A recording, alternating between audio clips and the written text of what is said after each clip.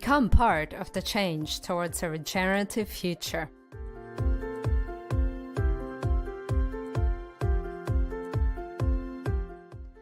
Our aim is to promote self-empowerment and educate our course participants about regeneration, so that people all over the world can redesign their communities.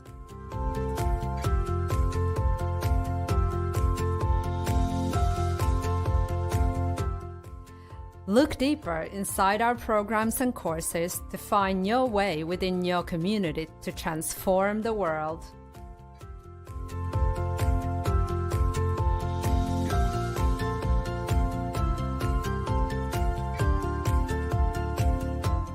Sustainability is at the heart of all of our courses and projects.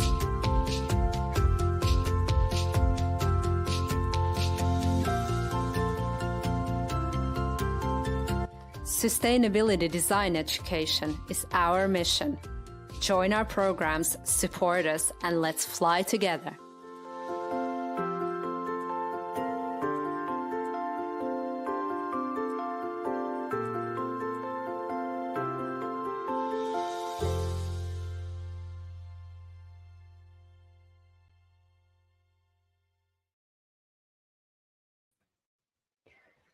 Okay, welcome everybody. Today is Water Day, March 22nd, and actually every day is Water Day. Water is life, as we know. And we are going to be celebrating that today, celebrating that, water is with us and water is inside of us and that we need water for life. I invite you to watch this presentation by Aline. Aline is one of our golden facilitators.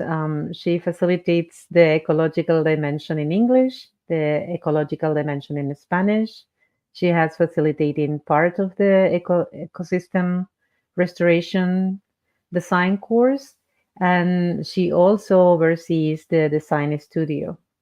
And she will be co-facilitating in the fall in the Design for Resilience course as well. So with those words, I introduce you to Aline. Aline, go ahead and tell us a little bit more about yourself and your connection to water. Thank you, Sylvia. Yeah, well, I'm a Gaia Education fan and also a facilitator on the team. Over 10 years since taking the course, the EDE course myself here on Mallorca, where I am again this weekend, and I will be returning to the source. I will be going back to the same place to teach a permaculture design course this weekend. So definitely connection with Gaia Education and connection with water actually since the last few years, because in my permaculture design career by now, a few years back it was a hobby, and it was lovely to be able to get together with friends of the association Permacultura Mediterránea, Mediterranean Permaculture, that I started straight after the EDE, the Gaia Education Eco-Village Design Education course that I took in 2011. But now permaculture is my life, and I've started a designers cooperative during the lockdown time together with my partners. We're operating from Catalonia, just 1 hour north of Barcelona. And we've kind of found our niche in rehydrating the territory, working with water and seeing the sacred in this natural element that is indeed inside of all of us. So thank you for inviting me, Sylvia, today. And I would love to share with you all the presentation that we study when we are in the ecological dimension in Module 2, which is fully dedicated to water, and I've just highlighted a bit of the main topics from that. So if you are all ready, we can jump into that presentation. Yeah, let's go.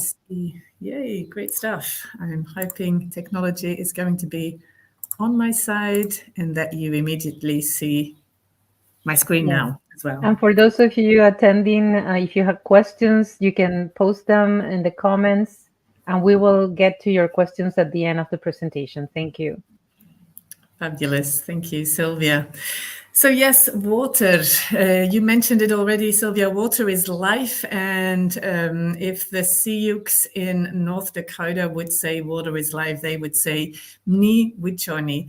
And why do I start my presentation with this? Because I would like to remind us all that we are indeed mostly water, and that at this particular place a few years back now, a lot of the native communities came together actually to stand up as one nation for water against the United States of America, who wanted to put a pipeline through the reserve of this tribe at Standing Rock. And for me, this is very special because it was a once-in-a-lifetime opportunity where actually a load of over 300 native communities, indigenous communities, came together and said, wait, water is everybody's. We will stand together for water. So ni wichoni, water is life, and it's definitely sacred. So what is water? Whenever we are designing for something or for a certain complexity or problem in our lives, we want to be looking at what are we dealing with? What is it that we need? Where is it at? And how come there is a problem? So if we look at the global water consumption, then of course we can see on the left this graphic here showing us that the numbers are going up and up and up. And this is not just because we are using more water, but also because, of course, the population is growing. And this leads to global water stress. And on the right, this graphic, this map of the world, the darker colors show us where there is more stress. The darkest, has no data, but the darker wine-colored patches on this map are places where there is a huge water stress and where people have difficulty accessing clean water. So we're studying water. We're working with the element. Where is water actually sitting in our system? So it's in the water cycle. And water is a limited element. There is no such thing as a water maker. You can't make more water. Water is always and will always be a finite element, and it's a fragile one at that. So there's a difference between the natural water cycle and then the anthropogenic water cycle. We can see it on these images. On the top, there is the natural cycle that you may remember from your time in school. And then on the bottom, we have human presence impacting on the landscape and turning things upside down a little bit. So there is ingress from seawater, and there is whole cities that are sinking, which we will talk about later. There is erosion, there is runoff into areas where we are living actually, so we get floods and everything is upside down. So what do we do about that? It's important, I think, to understand what we have done and how this has impacted the cycle so that we can reverse it. So if in nature, it would be the case that 95% of the water actually gets into the ground and there is a 5% runoff. Some people say this is a 90-10. Well, then after that, we actually come to a place and concrete everything over, these numbers get turned around. There's a 95% runoff and only 5% gets filtrated into the small little green patches that still exist. So another set of data that we need to know: how much water is available and where is it at? So the whole of the planet has approximately a 70 to 75% of water. There is the same amount of water in our bodies as well. But of this water, only a very small amount is actually fresh water. The rest is salt water, and it's in our oceans. And then if we look at this little tiny drop of fresh water that we can use for our human hygiene and for drinking, and we actually share that with all the other living beings like plants and animals. Well, of this little drop, there is also a lot of that fresh water locked up in the ice caps, and a lot of it is deep, deep, deep under the ground in deep aquifers, as we call them. So the little thin line in the middle here, this is actually the only water that should be used by us and that is available. This is what we call superficial water. So this would be rainwater, water in lakes and rivers. So of the very small amount of the total, an even smaller amount is what we can use for our daily needs. That's actually quite concerning. But there is good news, and there's a lot of people working on restoring the water cycle that we see we've seen that it's been toppled upside down, like, for example, the people at Water Stories, and they advocate for restoring and regenerating and rehydrating the landscapes so that the biopump can actually start working again, and we have normal rainfall again and no longer these torrential rains and these longer stretches of drought. So all of these solutions that are out there's many of them, and there's many people working on these. I think that it's very important that we start to understand them so that we can then ourselves also become advocates for a restoration of the water cycle and for becoming more resilient, because water is life. More life is actually appearing on the planet. And I'm talking about human life at this moment because a lot of biodiversity is being lost. So if we want to go back to being in balance with nature, then I think it's important to restore the water cycles. So becoming intimate friends with the element that we are studying, exactly knowing how it operates, what it does, how it reacts, whenever, in which situation. This is, again, probably going back to school. If you have had an education in school, then maybe you have learned about the characteristics of water. And if you haven't, but you have the privilege of having access to the internet, then I recommend the educational videos of the Amoebe sisters, who are very funny, but also very accurate and scientific. So it's a fun way of going back to becoming acquainted with the element water and remembering that, yes, it sits horizontally at level when you stop it there, but it can actually at times go down with gravity, but also up because of the water bridge, the hydrogen bridge, through capillarity. So we want to be friends with water, have enough water for everybody, and not have to fight over it, like Vandana Shiva wrote in her book now already quite a few years ago. So water might well be the gold of the future that wars are being fought over. But if we start to understand better how the element water operates and what we can do to work with it, then maybe these wars are no longer necessary. So what is water but just another form of energy? And we then can study the works of Masaru Emoto, who says that water actually responds to our energy, and it will form these lovely crystals when you speak nice words to it. And if you are hateful and if you shout at it, then the crystals will all be broken. Some people say this is not very scientific, but then others say, wow, this is amazing, even just to think of that. And Victor Schauberger, he is actually also very important when we're talking about the water cycle. He spoke about the half water cycle or the small water cycle, like now all over a century ago. And this is what we're seeing currently as well, that water needs to be energized, and otherwise it loses all life. And in the half water cycle, which we nowadays call the biotic pump, we indeed see that this is where life is happening, in the smaller water cycles that are, of course, fractals of the larger water cycle.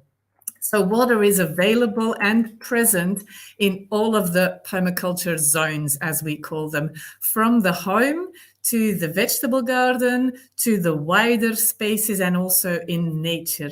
And it is a fractal culture. We see it in the bigger cycle, in the big water cycle. We see it traveling up in trees and through the branches, and inside our bodies we also see all our veins transporting water throughout. So it's a fractal. You can scale it up and down. Water will behave in the same way, and it is present wherever we go. So in any watershed, we can recognize further patterns. There are, for example, 4 parts in any watershed. And if we understand these 4 parts, we can then work with them on the big scale as well as on our personal home scale and work with domestic water. So we want to be catching water, conducing it, storing it, and distributing the water so that everybody and every being can have its share. And the quality of each of these 4 components of our watershed will define the final quality that we can use at the end, and that plants can use and that animals can use. And that in the end will also end up in the aquifers. So what is a watershed? Yes, so this is an area where water will gather, and outside of these yellow lines here, which we call the water break or the dividing line, then the water will go to the next watershed on that side. So on any hillside, when we are teaching maps and mapping and topography, we say there is mouths, like a gully, which feeds water to the sea, and there is bellies, and the belly will shed it to one side or the other. So this image of a watershed comes from a permaculture presentation that was shared online by Lisa De Piano, which makes it very visual, I think, what you could call a watershed. So the watershed is within these yellow lines. There's even another watershed within these yellow lines. So again, we see that the water cycle is a pattern that is repeated at larger and larger scales, and this is what we call fractals. So if we are designing for a small scale, we can open up our vision and we can see these patterns repeat. So if we want to be designing for our bioregion or our watershed, we want to be understanding where is the drop going when it falls. So this image just recently passed on my social media feed, and it's interesting to see this division line all across Europe, where the blue would go to the North Sea and the Atlantic, and the red or brown would go to the Mediterranean Sea. Understanding these things, they make me feel more acquainted with water, and also knowing that actually not all the water that falls out of the sky is water that is available for us.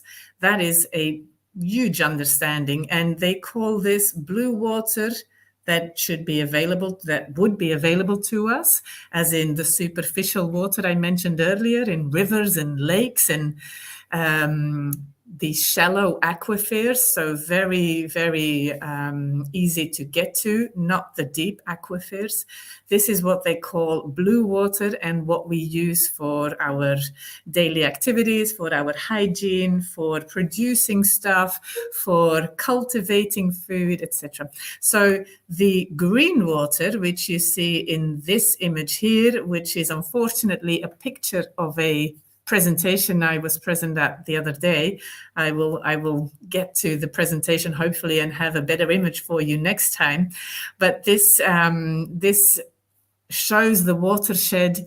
Water rains down, and 70 to 80% of it will be used again by the trees and the vegetation, and will go back up into the water cycle through evapotranspiration. And they call this the green water that is used by vegetation and that is continuously cycling back into the water cycle. The blue water out of any watershed is this blue arrow that comes down through the river and ends up in a lake or a pond that we can use for our human needs. And the percentages are 70-30 to 80-20. So this means this small amount of superficial water. And it's a good thing, though, because it's nice to know that there's a lot of green water going back up into the water cycle, and that we need to be aware of the small percent of the rainfall that is what we can use. This awareness, I think, already helps us reduce our water use, of course. So how do we do this on the larger scale in our landscape? There is such a saying as slow it, spread it, sink it. And Brock Dolman is the master in these things.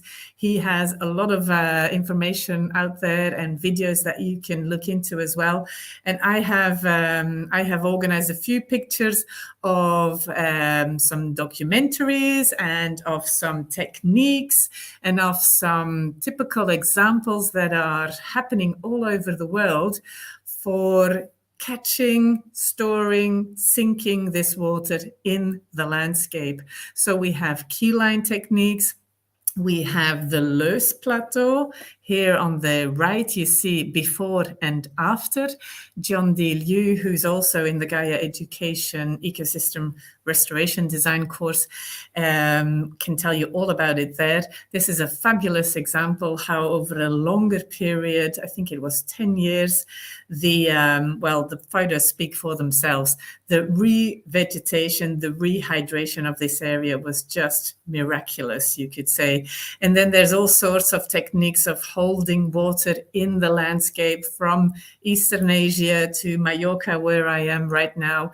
And there's plenty of documentaries online and out in the cinemas, I hope, to tell you about these techniques and to show you examples all over the world where people are stopping desertification and who are then able to regreen areas that were thought lost or that were so degraded that it was very hard to actually still feed people from those lands or to even live there.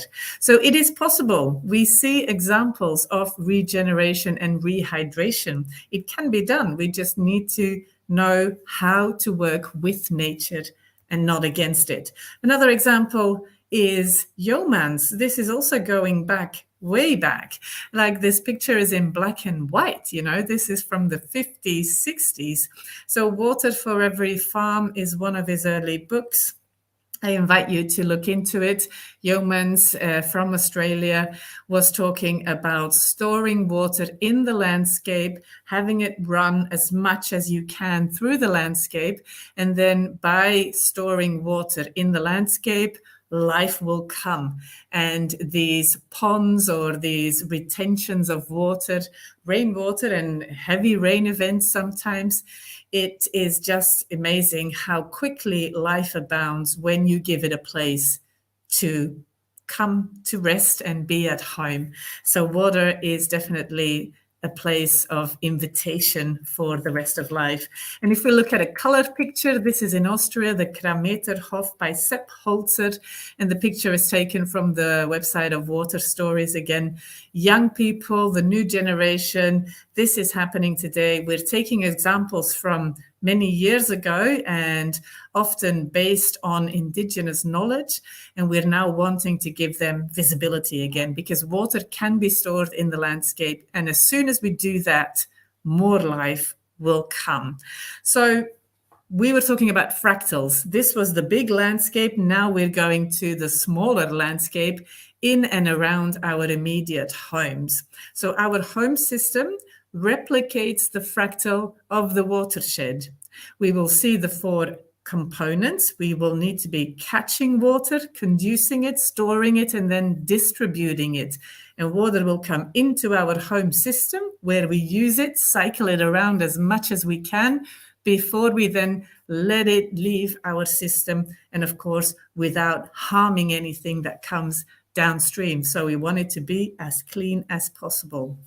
So coming in, water coming in. We want to be living within our hydrological footprint, the water that falls out of the sky, the water that is on the superficial waterfront, like rivers and lakes and everything that is in these shallow aquifers that we can get to easily, or even the water that is in the soil, as in superficial.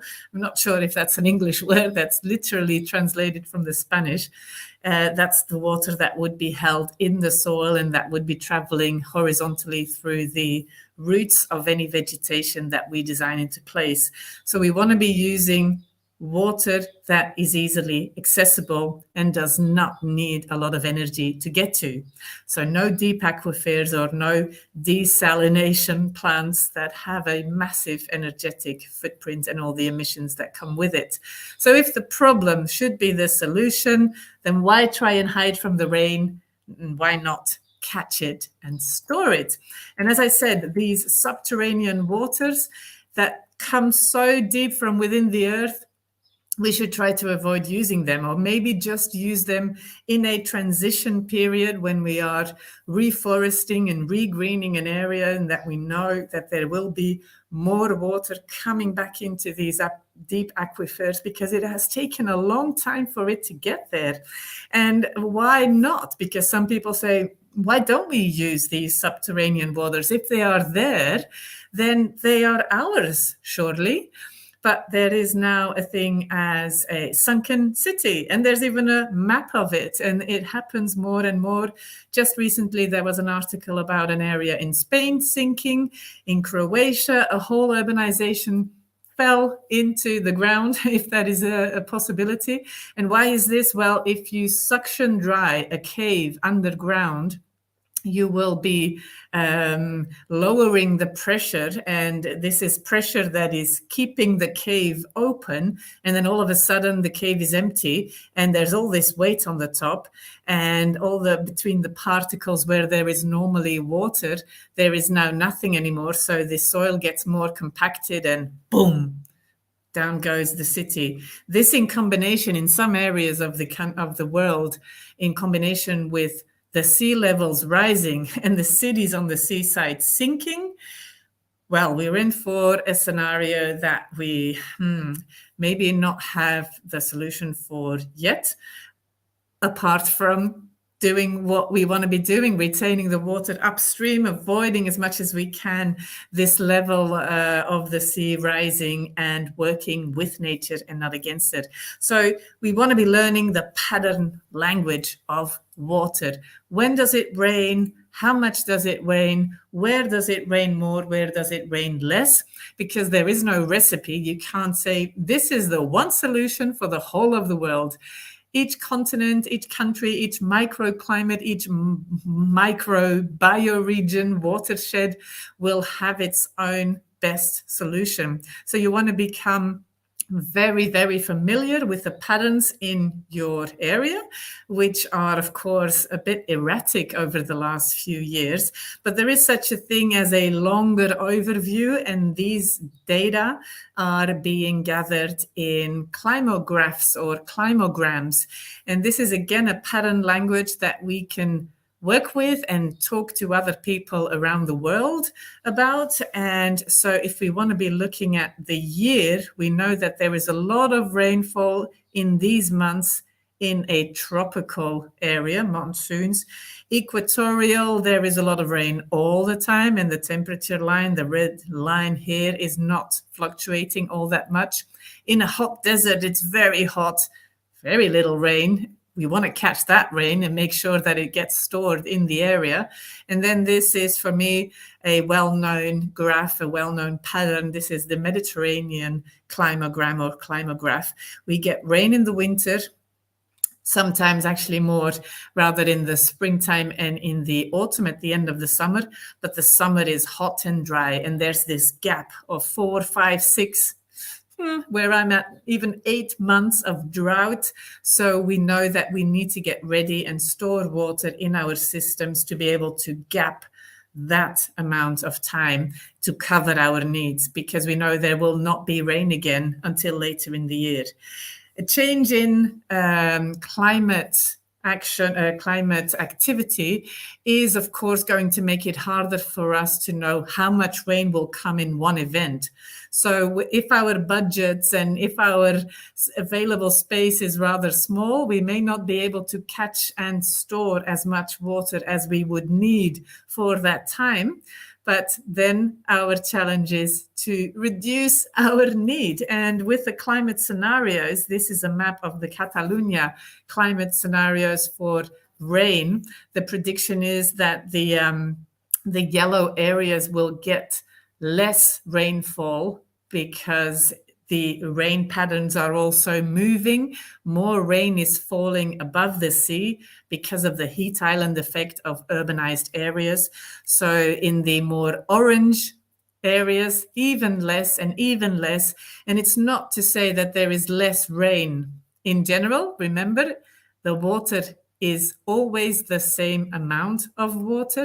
It's not upping or downing. It's just falling in different places and in bigger events at one time because of deforestation, rupture of the water cycle, our human presence, the land use, the impermeabilizing, sorry, that's a difficult word in English. I'm not even sure if it is an English word, but we're concreting over big areas and we're not allowing the water to go back into the aquifers, into the vegetation, into the smaller water cycle or working in the biopump. So we now know our climate. We now know when the rains come. We now know how much we need. We know that we have a longer dry period or not. So we're going to look at our personal domestic watershed. We want to catch water. So the quality of our catchment area will define the quality of water that we will eventually be able to store. So there's lots of different types of roofs, from a green roof to a metal roof, from Arab tiles that maybe soak up a little bit more as well. And each of these roof types has a coefficient. This means a green roof, for example, will keep a lot of water in its sand and roots and in the plants itself. So maybe only 50% of what falls on a green roof will be able to be stored. And then on a metal roof, although this roof has already seen quite some humidity and has oxidized a little bit, but there will be more water running off of those types of roofs than others. So we have the catchment element, we have the conduction, just as in the watershed. We have storage, and there's all types of storage for the home. And you can find something for any budget, any area. The thing here would be to maximize your yield. If you have a bit more money or a bit more space, try and get a bigger tank, because maybe there will be a longer period of drought as well. And in areas where it always rains, like in Belgium, for example, my home country, you are obliged to put in a rainwater tank to take the stress off the mains network, because it rains so often. It's one of the reasons why I actually moved away or stayed away when I was working abroad.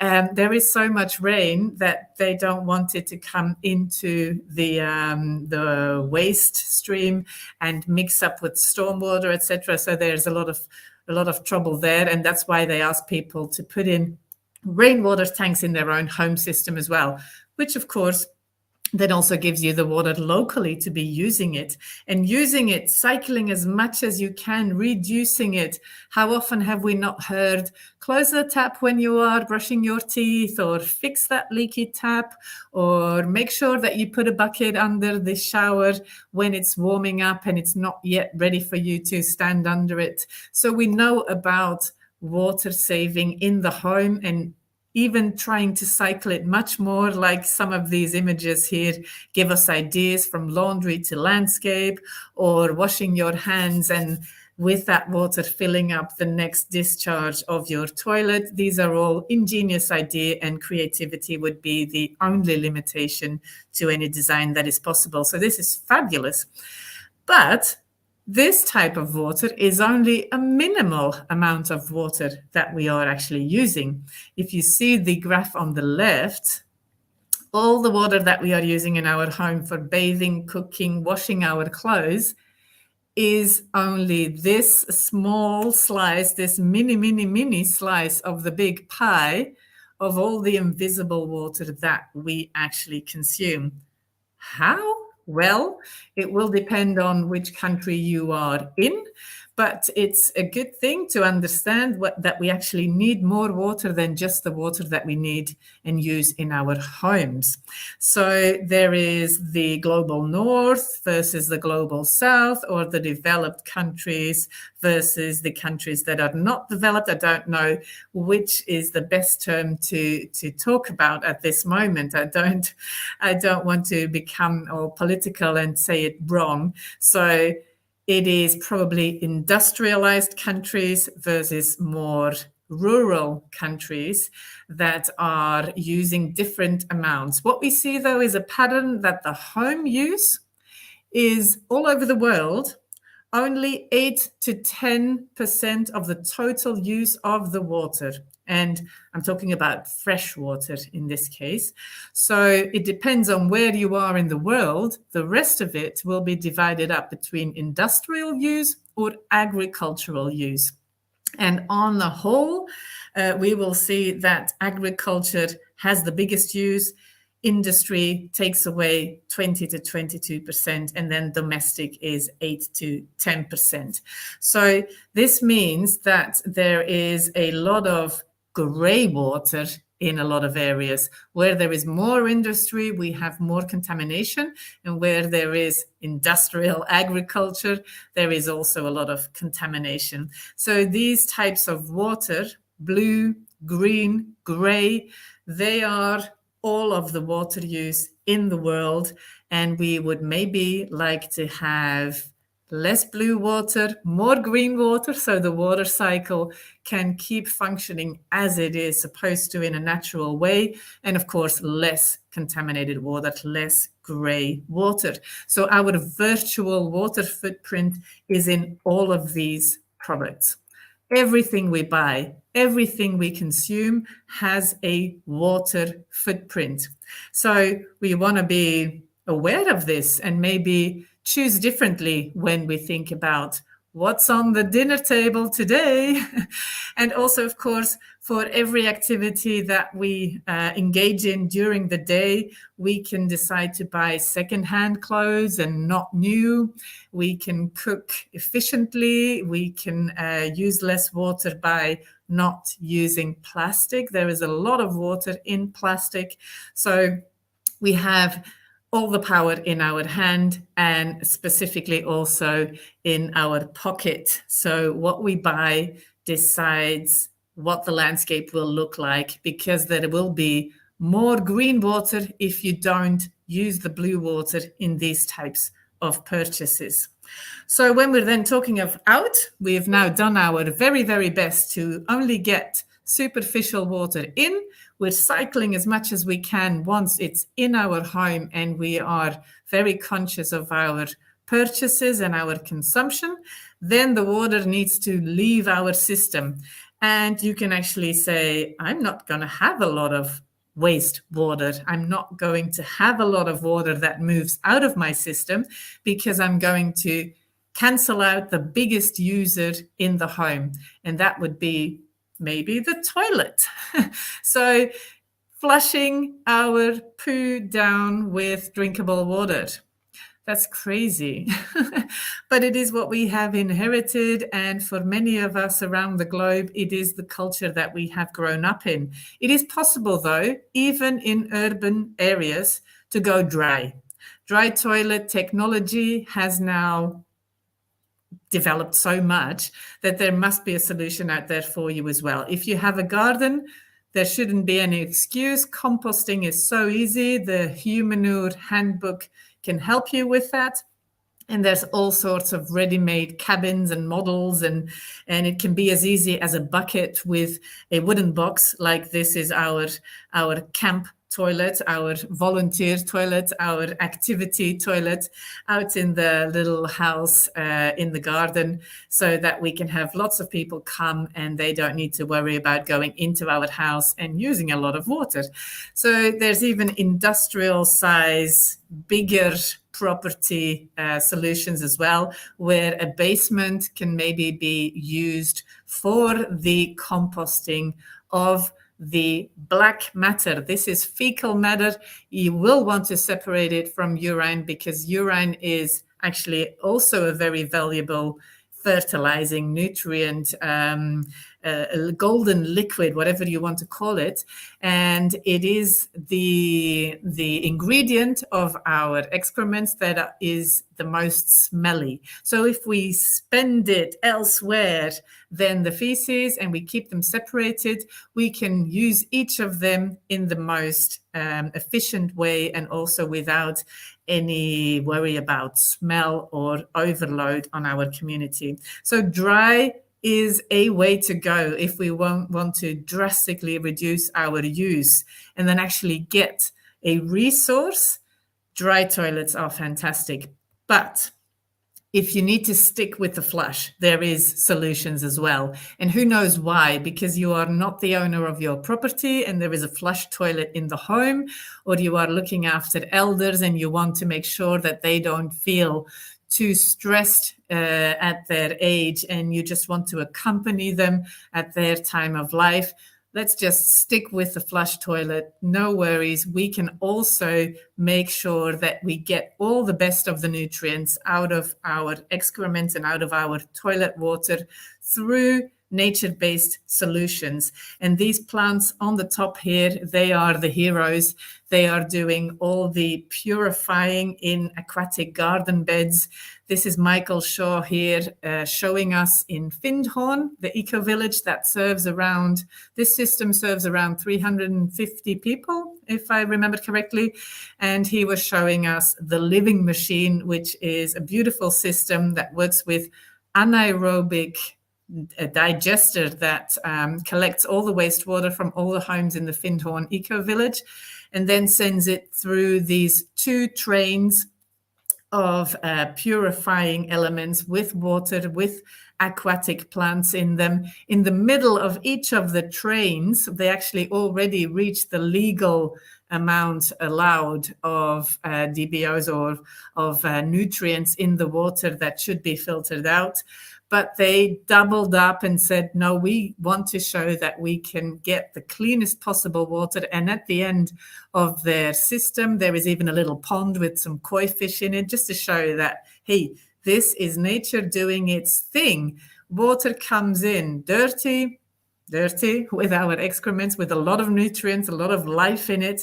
We can clean it and get biomass for it as well. And we have kind of at La Casa Integral, which is the permaculture design cooperative I have co-founded with my partner in Catalonia, we have adapted a aerobic system. So we don't work with anaerobic, although we can, but we also like working with a vermifilter, which is a vermicomposting bin that is in this top element. We then send the water that has only been in touch with the feces for a very few seconds. The water will deposit the feces in the bed of wood chip where there is a big colony of worms living. The water carries on and goes straight into a plant bed with aquatic plants, gravel and aquatic plants that you see here, which would be the secondary treatment. And then we gather it in a deposit, and this deposit fills up. And when it is full, it siphons out and it can send it into your landscape. So this property here, for example, shows you that we work with gravity because we know the element water and it will choose the fastest way down. This is a great way to be working without energy, without pumps, etc. So this is working with nature and observing and understanding how nature works. Of course, if you have a flat land, there are also possibilities, and we can have a pump circulating the water, which will have a emission. Yes, it will have a footprint, but still we think that the impact that you will have regenerating, rehydrating your context, producing some of your own food, fibers, building materials, etc., is going to offset that impact any pump might have. So there are solutions for the out in your home. And the inspiration we got from Wendy Howard, who does this work in Portugal. She has a lot of information on her website, vermicompostingtoilets.net. We've adapted slightly her system. We don't work with leaching into the surrounding landscape immediately. We also go through the gravel bed with aquatic plants and then work with living soil and an intelligent plant design. So just to show you the property that was on the map earlier, this is what it was before we started work. The machinery came in. Yes, machinery, we know, but we think and we believe in transition oil. And if we're doing the right thing with it, then hopefully we can come to things like this, from dirt to divine food, and it can go so fast. This is grey water use in a school. This was almost a desert-like hillside, and now it's much, much more lush even than shown here on the picture, all with the water from hand washing and acrylic paint washing in the school. So much is possible. So our home can actually be a stomach that metabolizes everything that we put in it and then send out nutrient-rich water into our landscape. So we can work with grey water, which is legalized, and we have a legal framework for it. We can work with black water. Unfortunately, we are still lacking a good legal framework in many places on the earth, but thank God there are a lot of case studies that we can actually base ourselves on. And the difficulty here is that we are working with soil as the tertiary treatment. And so whereas legalities would ask for us to measure the effluent nutrient level, the nutrient level in the water that comes out of the system, we say, wait, we don't have water coming out of our system because our system ends in the soil and it's vegetation. It is back into the hydrological cycle. So how can you test this? We need to be testing the soil, not the water. And if your home would have a pool, then hopefully it's also a natural pool so that it can be a biodiversity nest or niche, and you want to even make it an open space maybe so that the birds can come in, and you will soon see frogs and all sorts of insects, and it's going to be the saving element in your local context. And even if you are, for example, like we are in a forested area, it could also be an emergency reservoir for firefighting. So this can be scaled. Again, we have come down from pattern to details, but we can go up again into the fractal culture that water design is.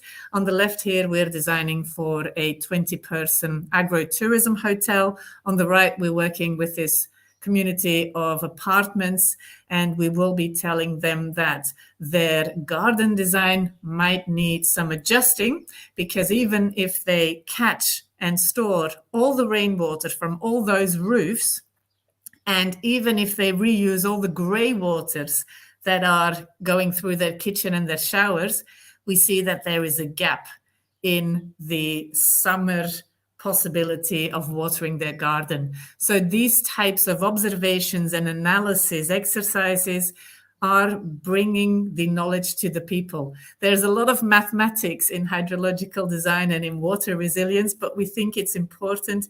And once people know, of course they want to do the right thing. They don't want to be emptying out the aquifers, or they don't want to be the pressure on the water system. Once they know, you can't unknow, somebody just recently told me again. So if we want to scale it up again, we can go to wet systems as well. This is an example from Jay Abrahams at Biological Design in the UK. This is for a community of, I think, 50 people. Wetlands are nature's best regeneration elements. They do it. The engineers in this system are water and the living soil. The plants, they know what to do. We don't need to do anything. It's all there, and it gives us extra abundance and extra biodiversity on top of it all, and it restores the water cycle. So why not engage in this abundant solution making and offering to our systems? Because when we're looking at urban areas, things get a little difficult because water gets straight into the sea. We lose it. It's no longer fresh water. It has no chance of infiltrating into our soils, of generating more vegetation, which is also beneficial for our health and our well-being and our surrounding and our food. So the difference is too big.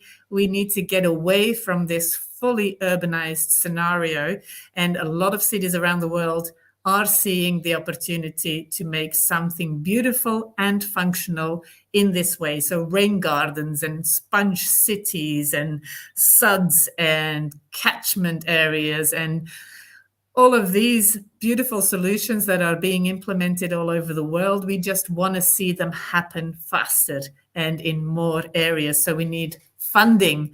Although a lot of the solutions are so simple, Bill Mollison used to say the challenges may seem so complex. The solutions are as simple as putting in something like this. Like Brad Lancaster in Arizona, harvestingrainwater.com is his website. His books also show beautiful images like this. It's as simple as wanting to go from this in front of your house to this. And all you need to do is make sure a little channel of water for when that big rain comes, it can also feed these little rain basins or rain gardens, and vegetation will immediately appear and life will happen and take over. So resilience is in our landscape.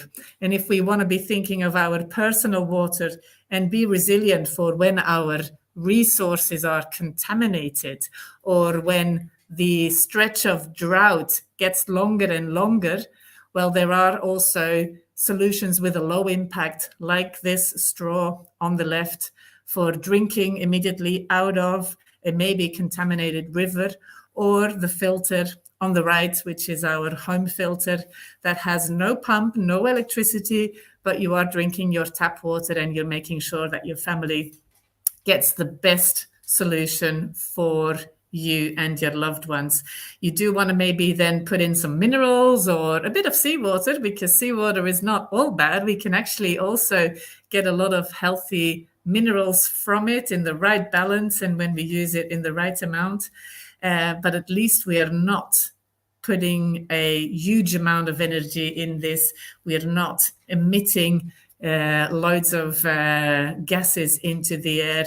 These are low-tech, appropriate tech solutions that make our homes the best home possible for a sustainable future. So the conclusion is that there is a lot of problems. There is a small amount of water and it's very, very fragile. But once we know that water is life and we have all the solutions at our fingertips, I think we are in for the solutions. So we can do it together. Thank you. I'm sorry I've taken so long. Oh, that's okay. It's a great topic. And today was supposed to be a masterclass, so it's okay. It was more presentation. Unfortunately, we don't have a lot of time for questions. One of the reasons is that we have another webinar coming in about an hour. We are going to be interviewing Tom Llewellyn from Shareable. He and his team did an amazing work with a documentary, actually filming the results or the outcomes of a hurricane in Puerto Rico and how the community reacted and how community actually built resilience. So I invite you to come to that webinar as well, that there will be a lot of more opportunities to ask questions there. For Aline, there are quite a few questions in the chat, but let's select some of them because it's really tricky, with little time. Most of the questions are related to something that is my heart is there all the time, and it's privilege. We many of the solutions and many of the things, and actually many of the problems come from the privileged world. And so what can be done in places like Ghana, for example, or in other places where it's extreme drought, inflation, poverty, and resources are scarce. And actually, most of the people there did not cause the problem, right? And they are actually the recipients of most of the problems caused by the countries and the people who are more privileged and using more water. So what would be a short answer of, solutions or resources that they can look for? Well, I'm more than happy to share resources as well on the publications that are going to be out there on Gaia Education social media. So I'll try to go through them and respond to any questions that might be unresponded and send out some links there. But in tricky situations like this, where indeed the victim of the problem is not the perpetuator, I'm thinking that once we get this word out in privileged communities like ours, like here online, I think that one of our solution lines might lie in make sure there is funds, make sure there is these case studies that I've been talking about, all these solutions that exist out there, make sure that they get to the people who need them most. So I would say collaborating in any of the projects or any of the associations or foundations that are active in these areas is our way of, from the privileged areas, support. And this is what I also try and do and support work with for permaculture designers that go out into areas like this, or refugee camps, or Water Stories, for example, is also handing out a lot of free resources that you can then share with people in these areas. Indeed, we can solve the problem in our own communities, and we must, but I think we have a responsibility as well. And somebody recently said it's not a responsibility, it's also our privilege to be able to participate in fixing things. So I feel that there is still a lot there that I can do. And I would hope for anybody who really feels a need or knows of people in need to contact me, and I can share resources with those people. Well, thank you, Aline. And for people asking questions and exchanges, we invite you. We usually have a forum for these webinars, master classes, where you can go. You can post questions, and we will be posting resources. Like Aline say, we can post resources there. I also invite you, those who speak Spanish, los que hablan español, we will start the ecological dimension, which Aline is one of the facilitators. Well, it's the only facilitator for the Spanish. And this topic and other topics are going to be touched deeply in there. It's 8 weeks that you will have the opportunity to discuss and to learn. And it starts next Monday. So that's one of the options that you have. We also have the ecosystem restoration design course, which also touches a lot, on water in different areas, different type of ecosystems, including urban ecosystems. And you can actually create a design at the end. And that is also starting in about 2 weeks. So that's what we call the ERD, or Ecosystem Restoration Design course. And we also have, with Aline, we are going to be co-facilitating Design for Resilience, which is going to start in late September. And in that course, we touch water, shelter, food, and many of the other systems. And we look at the lenses or look through the lenses of, how we prepare for disasters and for things that are not going well, as we know that they are not going well already due to climate change and other crises. So we invite you to join in either one of those courses or all of them if you can and if you want, and also to join the forum. We're here for you. Okay, well, thank you so much, Aline. And this is going to be recorded. It's going to be public for those of you who have registered. So share away. Thank you all. Thanks, everybody. Thank you, Sylvia. Thank you, Gaia Education. Water is life. Yes, water is life. Thank you. Thank you all.